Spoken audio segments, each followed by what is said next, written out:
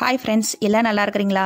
நம்ம அம்மா பையன் சேனலில் இப்போ தான் நீங்கள் ஃபஸ்ட் டைம் வீடியோ பார்க்குறவங்களா இருந்தீங்கன்னா சப்ஸ்கிரைப் பண்ணிடுங்க. சப்ஸ்கிரைப் பண்ணிவிட்டு பெல் பட்டனை கிளிக் பண்ணி ஆளுங்கிற ஆப்ஷன் கொடுத்துருங்க. அப்போ தான் நான் போடுற பதிவு உங்களுக்கு உடனுக்குடன் நோட்டிஃபிகேஷனில் வரும்.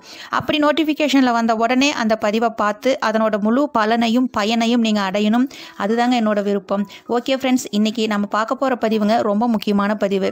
இப்போ நம்ம சர்க்கரை நோய் பற்றி தான் முழு டீட்டெயிலாக பார்க்க போகிறோம். அதுவும் இந்த சர்க்கரை நோய் வந்துருச்சு அப்படின்னா பொதுவாகவே நம்ம அதை ரொம்ப டவுட் இருக்கிறது எல்லாரும் நீங்கள் கமெண்ட்ஸில் கேட்டுக்கிறது அந்த பதிவு தான் இன்றைக்கி. அதே போல் சமையலுக்கு நம்ம பயன்படுத்துகிற எண்ணெய் பயன்படுத்தலாம் அப்படின்னு சொல்லி நிறைய பேர் கேள்வி கேட்டுக்கிறீங்க. நான் உங்களுக்கு எந்த எண்ணெய் பயன்படுத்தணும்னு சொல்கிறேன். அதே போல் அந்த எண்ணெய் பயன்படுத்தினாலும் சமையல் நம்ம ஆயில் ஐட்டமாக இருந்தால் சமையலுக்கு பயன்படுத்தும் போது எந்த எண்ணெயாக இருந்தாலும் அளவு நீங்கள் கம்மியாக தாங்க குறைவாக தாங்க பயன்படுத்தணும். என்னென்னு பார்த்தா நல்லெண்ணெய் யூஸ் பண்ணலாங்க. சுத்தமான செக்கில் ஆட்டின எண்ணெயாக நீங்கள் யூஸ் பண்ணினது ரொம்ப நல்லதுங்க.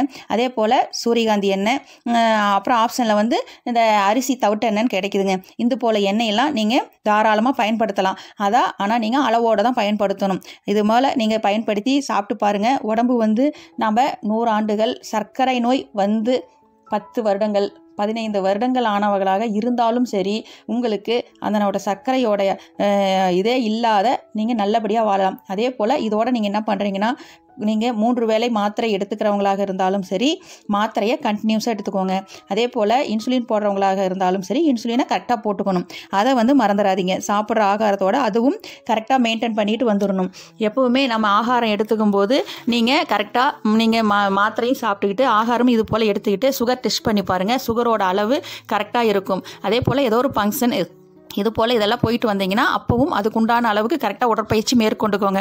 எப்போவுமே உடற்பயிற்சியே செய்யாமல் இருக்கிறதுக்கு நீங்கள் படுத்துக்கிட்டு அப்படியே கை காலெல்லாம் அப்படியே ஒரு சேரில் உக்காந்துக்கிட்டோ இல்லை ஒரு படுத்துக்கிட்டோ கை காலை அப்படியே தூக்கி காட்டி இது போல் செஞ்சாலே அதுவே உங்களுக்கு உடம்புல நல்ல ஒரு ரத்த ஓட்டம் சீராக இருக்குங்க. அப்படி செய்யும்போது உங்களுக்கு உடம்பு நல்லா புத்துணர்ச்சியாக உணர்வீங்க.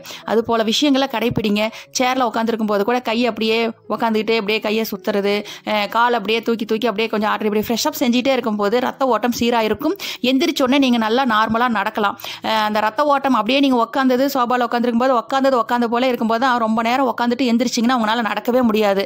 அதனால் இது போல் விஷயங்களை கடைப்பிடிங்க. 100 ஆண்டுகள் வாழுங்க. நோய் நொடி இல்லாமல் சீரும் சிறப்புமாக பேரும் புகழமாக நாமளும் வாழலாம். ஓகே ஃப்ரெண்ட்ஸ், இந்த பதிவை முழுவதுமாக கேட்டிருப்பீங்கன்னு நினைக்கிறேன். மேலும் இது போல் சக்கரை வீடியோவில் நல்ல பதிவில் சந்திக்கலாம். Okay friends, okay bye. Next வீடியோவில் பார்க்கலாம்.